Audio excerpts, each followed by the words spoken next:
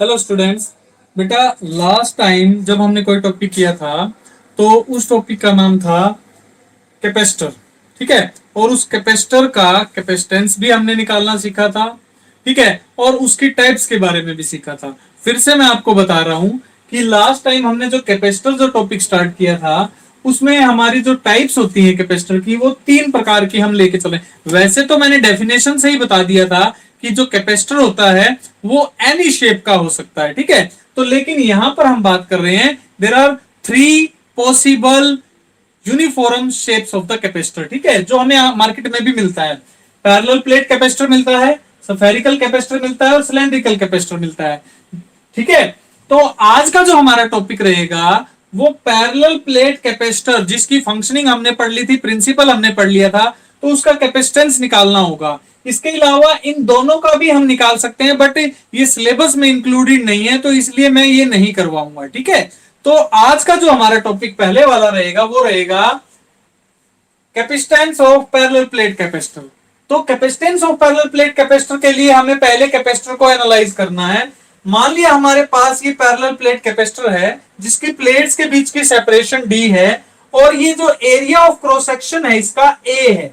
ठीक है। तो A is the area of cross section, D is the separation between plates.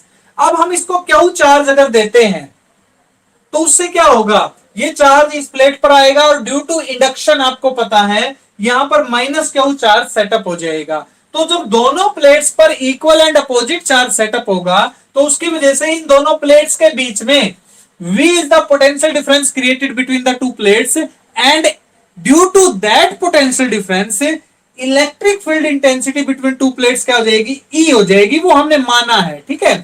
इसी प्रकार से अच्छा एक और बात याद रखना, ये जो इलेक्ट्रिक फील्ड सेटअप होगी ये मैं पहले बता रहा हूं in between the plates uniform रहेगी, जबकि एजेस पर सिरों पर ये जो फील्ड है वो नॉन यूनिफॉर्म रहेगी। इसीलिए इस घटना को, जो ये नॉन यूनिफॉर्म इलेक्ट्रिक फील्ड आ रही है एजेस पर, इस घटना को हम एज इफेक्ट बोलते हैं। क्या बोलते हैं बेटा? एज इफेक्ट के नाम से भी जाना जाता है। ये आपको समझना है। ठीक है। अब बात करते हैं कैपेसिटेंस की बात करते हैं। तो बेटा आपने पढ़ा है कि जो चार्ज देते हैं हम उस चार्ज की वजह से पोटेंशियल डेवलप होता है कैपेसिटर पे। तो ये जो पोटेंशियल और चार्ज के बीच की रिलेशन क्या थी, Q is directly proportional to V, Q is equal to C V आ गया। तो यहां से हमारा जो कैपेसिटेंस है वो क्या आएगा, क्यू बाई वी। अब हमें क्यू तो पता है, गिवन है, अब बताना है वी। ठीक है। वी कितना आएगा।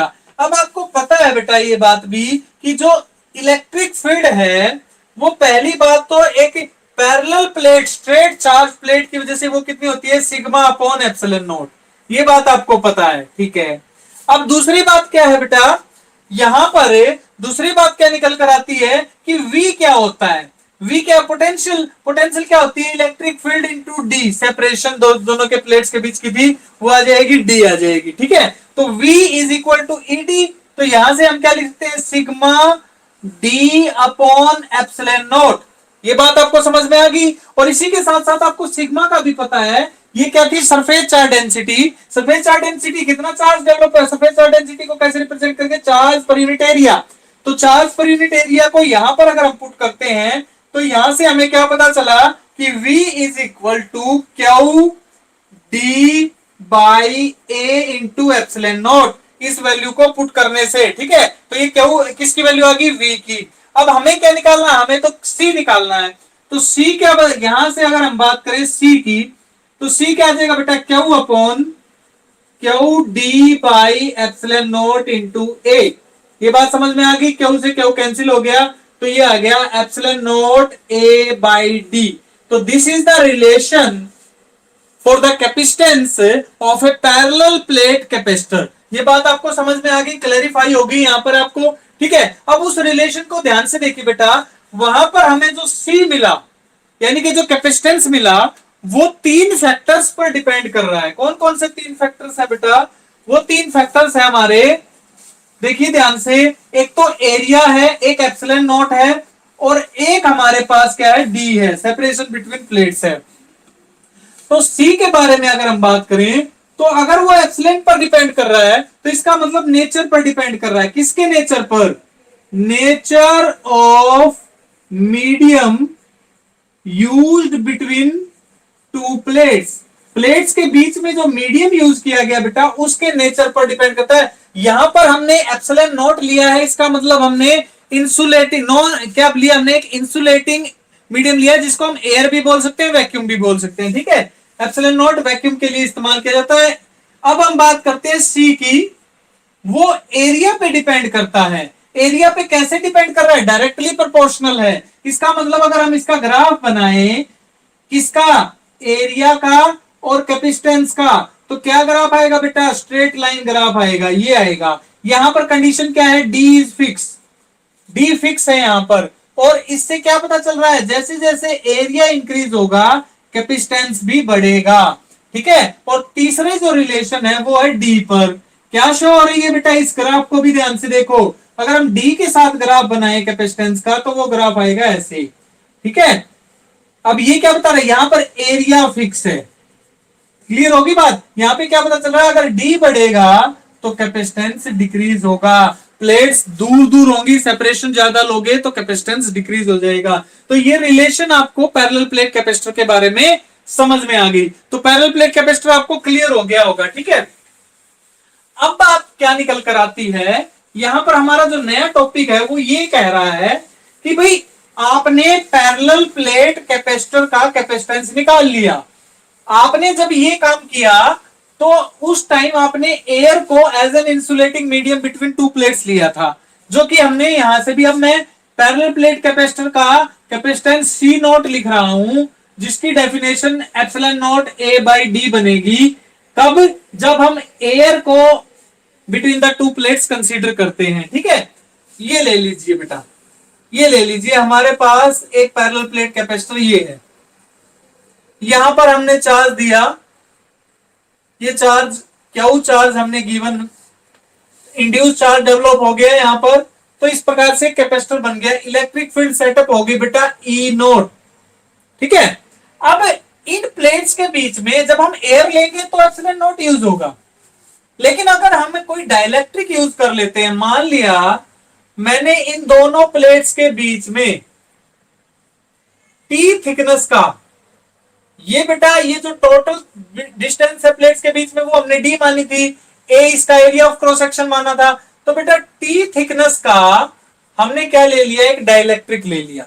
अब आपको ये बात भी पता है, बिल्कुल अच्छे से पता है कि जब किसी डाइलेक्ट्रिक को इलेक्ट्रिक फील्ड में रखा जाता है तो उसके साथ क्या होता है, उसका पोलराइजेशन होता है। पोलराइजेशन होता है तो इसके अंदर एक फील्ड सेटअप होती है। यहां पर देखिए पॉजिटिव है तो यहां पर नेगेटिव चार्ज इंड्यूस हो जाएगा, यहां पर पोलराइजेशन की वजह से पॉजिटिव चार्ज इंड्यूस हो जाएगा। तो एक फील्ड सेटअप हो जाएगी जिसका नाम होगा ईपी। क्लियर हो गई बात, तो EP is the polarising field. ठीक है, polarising field developed in the dielectric when क्या होता है बेटा, जब उसको किसी एक्सटर्नल इलेक्ट्रिक फील्ड में रखा जाता है। और ई नॉट क्या है हमारी, एक्सटर्नल इलेक्ट्रिक फील्ड। और ये किसने डेवलप की, ये इस कैपेसिटर ने डेवलप की है। ठीक है, बात समझ में आ रही है। हमारा पर्पज इस फील्ड को पढ़ना नहीं है, हमने एक और बात पढ़ी थी कि जो नेट फील्ड होती है जिसको हमने ई बताया था, E is the reduce value of reduced electric field. ठीक है, ये हमने पढ़ी थी। क्लियर होगी बात। और डाइलेक्ट्रिक जब इंट्रोड्यूस करवाते हैं तो उसका डाइलेक्ट्रिक कांस्टेंट होता है के। के यहां पर क्या है बेटा, डाई इलेक्ट्रिक कांस्टेंट। क्लियर होगी बात, ये सारे फैक्टर्स मैंने आपको बताए हैं। अब हम अपने पर्पस पर आते हैं कि भाई ई नॉट इलेक्ट्रिक फील्ड है। ठीक है, ई नॉट इलेक्ट्रिक फील्ड है तो इस ई नॉट इलेक्ट्रिक फील्ड को कितने रीजन में अप्लाई किया जा रहा है। जब हमने स्लैब यूज नहीं की थी तो उस टाइम हमने रिलेशन यूज की थी पोटेंशियल की, ई नॉट इंटू डी, यानी कि तब तो पोटेंशियल ही बन रहा था। लेकिन जैसे ही स्लैब को इंट्रोड्यूस करवाया गया तो उससे ये फील्ड मॉडिफाई हो गई। मॉडिफाई कैसे हुई बेटा, मॉडिफाई ऐसे हो गई, अब हम बात करें पोटेंशियल डिफरेंस बिटवीन प्लेट्स की डाइलेक्ट्रिक को इंट्रोड्यूस करवाने के बाद, तो वो क्या आएगा, मॉडिफाई होके वो आएगा ई नॉट इलेक्ट्रिक फील्ड कितने रीजन में रह गई बेटा डी माइनस टी रीजन में, क्योंकि T is the thickness of dielectric, plus induced या रिड्यूस्ड फील्ड कहां पर डेवलप हो गई? टी थिकनेस पर डेवलप हो गई। ठीक है, तो ये हमारा टोटल पोटेंशियल डिफरेंस डेवलप हो गया after the injection of dielectric in between the plates. ठीक है, ये बात आपको समझ में आ रही है। अब हमें क्या करना है, हमें इसके वैल्यू को, हमारे पास के की जो डेफिनेशन थी वो क्या थी? E naught by E. Dielectric constant is defined as the ratio of external electric field to the reduced value of electric field. तो यहां से ई की वैल्यू क्या आ जाएगी बेटा? ई नॉट बाई के। इस रिलेशन का इस्तेमाल हम यहां पर करेंगे, तो E naught D minus T plus E naught by K into T. यहां से ई नॉट कॉमन आ रहा है, अंदर क्या रह गया? डी माइनस टी, तो इसके नाम का रह गया, प्लस टी बाई के यहां से रह गया। ये आपको समझ में आ गया? इसको सॉल्व कीजिए बेटा। तो ई नॉट डी को बाहर निकाल लेते हैं हम। डी को बाहर निकालने के बाद क्या बच गया? 1 माइनस, यहां पर क्या बच गया बेटा? एक तो टी कॉमन आ गया यहां से, बटे डी नीचे चला जाएगा, इसके पास डी है नहीं, तो यहां से टी कॉमन आ गया, तो ये 1 बच गया। 1 माइनस 1 बाई के। नहीं समझ में आया? देखो फिर से, मैंने डी को बाहर निकाला तो इसके नाम का 1 बच गया, ये डी यहाँ पे नीचे आ जाएगा और यहां पर भी नीचे आ जाएगा। अब दोनों सिचुएशन में टी और बटे डी दोनों में आ रहा है, तो बाहर निकाल लिया, तो ये रिजल्ट बच गया। ये रिजल्ट समझ में आ गया, तो ये हमारा पोटेंशियल आ गया। अब हमें लास्ट टॉपिक में मैंने बताया था कि इलेक्ट्रिक फील्ड क्या होती है बेटा? सिग्मा अपॉन एप्सिलॉन नॉट होती है, ये भी आपको पता है। ठीक है, तो इस रिजल्ट को भी हम यहां पर यूज कर सकते हैं। तो हमारे पास पोटेंशियल की वैल्यू क्या आ गई? Sigma upon epsilon not D 1 minus T by D 1 minus 1 by के। ठीक है, ये रिजल्ट आपको समझ में आना चाहिए। पिक्चर समझ में आ रही है? ठीक है, अब आपको क्या करना है? आपको तो कैपेसिटेंस निकालना था ना, तो C इज इक्वल टू क्या होता है? क्यू बाई वी होता है। V हमें पता चल गया, क्यू चार्ज गिवन है, तो रिजल्ट क्या बन गया? क्यू बाई सिग्मा को क्या लिखते हैं हम? इस रिजल्ट को हम लिख सकते हैं क्यू बाई ए। ये भी हमने पता कर लिया था कल, और अभी अभी भी मैंने बताया है। तो ये रिजल्ट कितना आ गया बेटा? Q by epsilon naught into A D 1 minus T by D 1 minus 1 by K. ये रिजल्ट आपको क्लियर हो चुका होगा। क्यू से क्यू कैंसिल हो गया, तो ओवरऑल हमारे पास क्या बचा? C इज इक्वल टू, ऊपर आ जाएगा epsilon naught A by D, अंदर क्या बच गया? 1 minus T by D 1 minus 1 by के। तो ये रिजल्ट आपके पास बच गया। और अभी अभी मैंने क्या बताया था, जब हमारे पास इंसुलेटिंग मीडियम एयर है, तो ये वाली जो टर्म क्या हो जाएगी? सी नॉट के बराबर हो जाएगी। तो C is equal to C naught divided by D, तो यूज हो चुका है, तो सी नॉट डिवाइडेड बाई क्या आ गया बेटा? 1 minus T by D 1 minus 1 by K. ये रिजल्ट आ गया, समझ में भी आ गया होगा आपको। अब बस आपको ये समझना है कि देखिए k की जो वैल्यू है वो ग्रेटर देन 1 होती है। अगर k की वैल्यू ग्रेटर देन 1 है, तो ये वैल्यू लेस देन 1 आएगी, यानी कि ये टर्म हमेशा पॉजिटिव रहेगी। ठीक है, दूसरी बात, d की वैल्यू t से क्या है? ज्यादा है, तो ये वाली टर्म भी क्या रहेगी? लेस देन 1 रहेगी। तो ओवरऑल सिचुएशन अगर हम देखें, तो नीचे वाली टर्म 1 माइनस समथिंग आएगा, यानी कि अगर हम ओवरऑल बात करें इसकी, तो हमारे पास क्या रिजल्ट निकल कर आ रहा है? ध्यान से देखने पर हमारे पास C is equal to C naught by क्या आ रहा है बेटा? 1 माइनस समथिंग, यानी कि लेस देन 1 टर्म आ रही है। तो लेस देन 1 टर्म अगर नीचे है, तो ऊपर वाली टर्म क्या हो जाएगी? तो हम लिख सकते हैं कि C is greater than C not.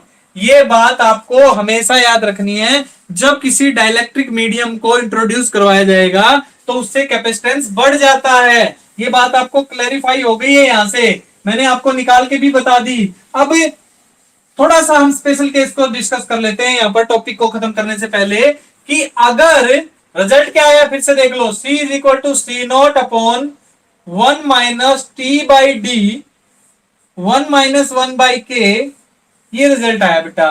ठीक है, तो अब आपको क्या करना है? आपको अगर D को T के बराबर लेना है, यानी कि अगर डाइलेक्ट्रिक की थिकनेस हम सेपरेशन बिटवीन टू प्लेट्स के बराबर ले लें तो T is equal to D लेने का क्या अभिप्राय हो गया, यहाँ पे 1 आ जाएगा। ये टर्म किसके बराबर हो जाएगी, 1 हो जाएगी, यानी कि T बाई डी का मान 1 हो जाएगा। तो हमारे पास C इज इक्वल टू क्या आ गया, C नॉट 1 माइनस ये टर्म तो 1 होगी, तो क्या हो जाएगा बेटा, ये अंदर चला जाएगा 1 हो जाएगा, माइनस माइनस प्लस का 1 बाई के, 1 से 1 कैंसिल हो गया, तो K इंटू सी नॉट।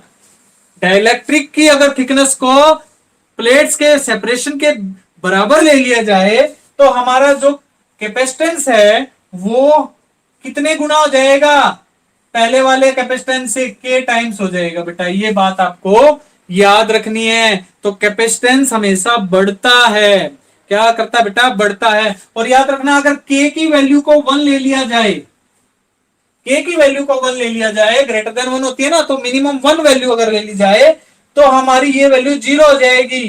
तो C इज इक्वल टू क्या हो जाएगा, के किसके लिए 1 होता है बेटा, एयर के लिए ही होगा, तो इस केस में हमारा C is equal to C naught हो जाएगा।